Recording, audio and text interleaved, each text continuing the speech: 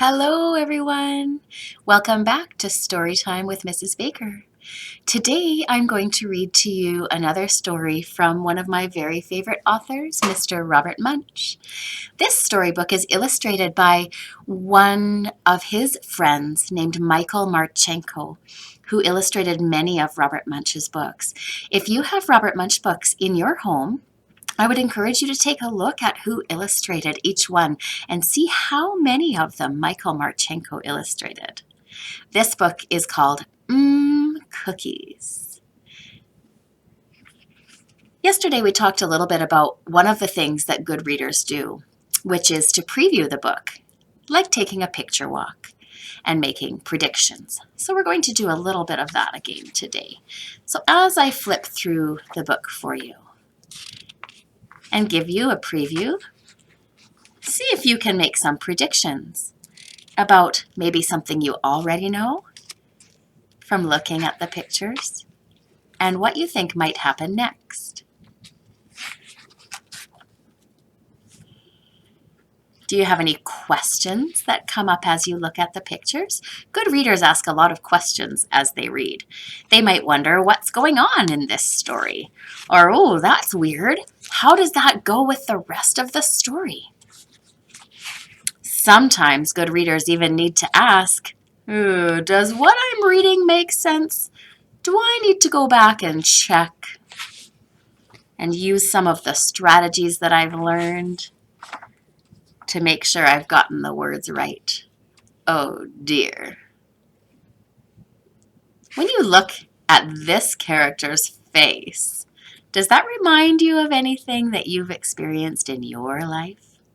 Good readers connect to books and can relate them to experiences that they have had. Slide this over so you can see both sides.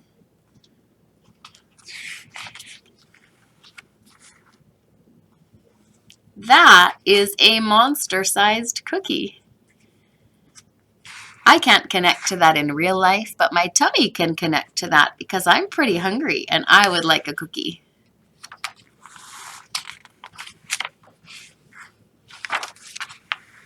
Ooh, those look like some happy children and animals and community members.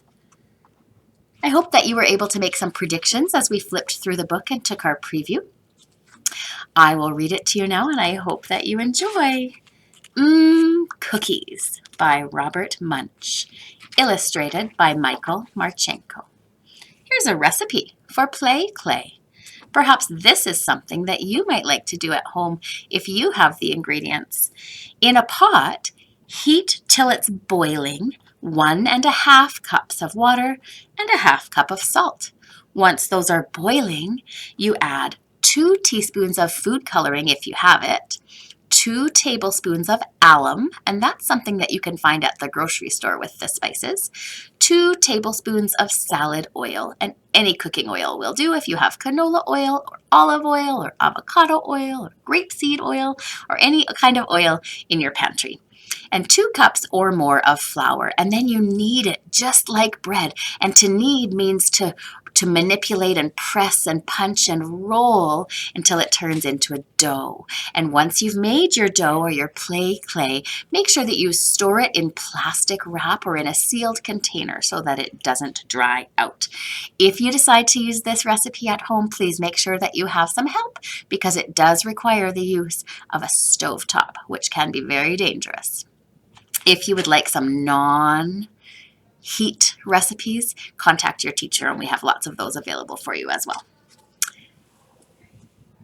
Christopher walked down into the basement and saw a big pile of play clay in the corner. "Wow," said Christopher, "I love play clay." So he got himself a piece of red play clay and whapped it in his hands. Whap, whap, whap, whap, whap, whap. Made it nice and round. Swish, swish, swish, swish, swish. Sprinkled it with sugar. Chick, chick, chick, chick, chick. Covered it with yellow icing. Glick, glick, glick, glick, glick. And put some raisins on top. Plunk, plunk, plunk, plunk, plunk.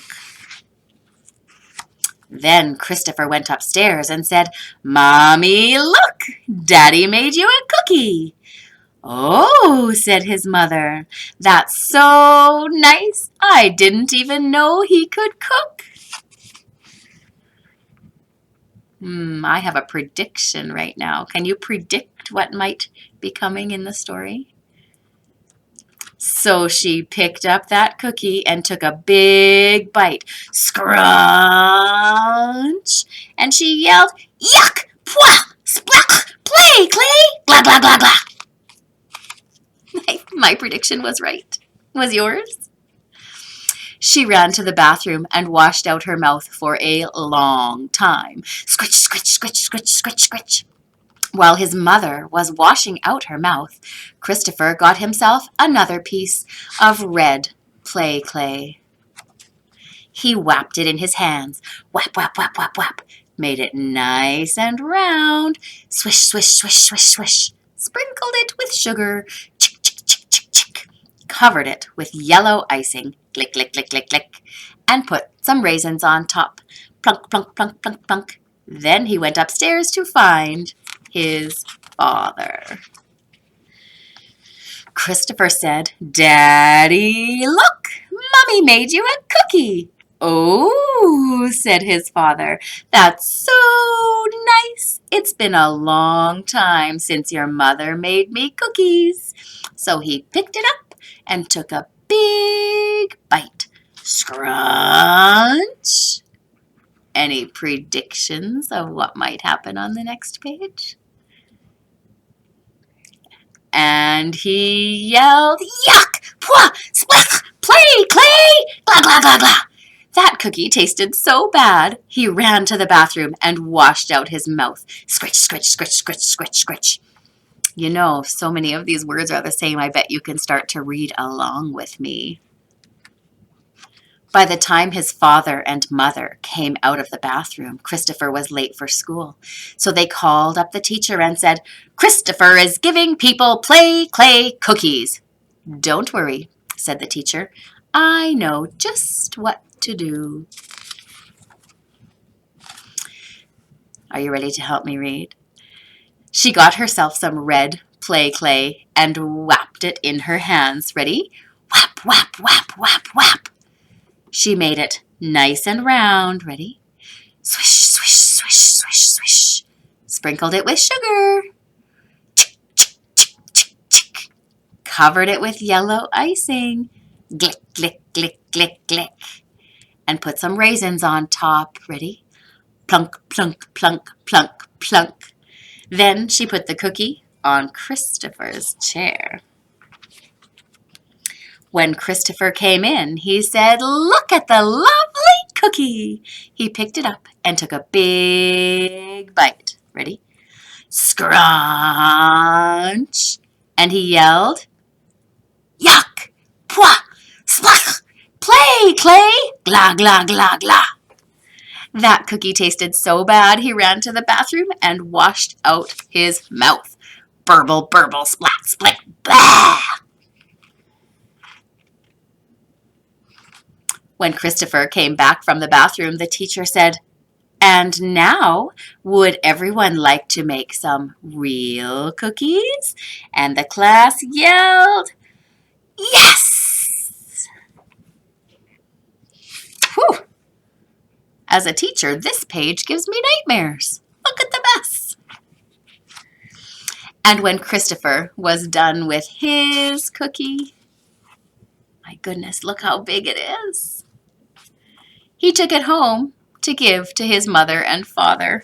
Oh, look at their faces. What do you think they're thinking right now? Can you connect to what they might be thinking? I bet they think it's play clay. But look, it's not play clay. It's a delicious cookie that the whole neighborhood gets to enjoy because it's so big. Did you notice when I was reading you this story that lots of the words came back over and over and over again? That's called a circle story, and Robert Munsch's books are often circle stories. Thank you so much for joining me for Story Time with Mrs. Baker today. I hope you have a wonderful rest of your day and stay well.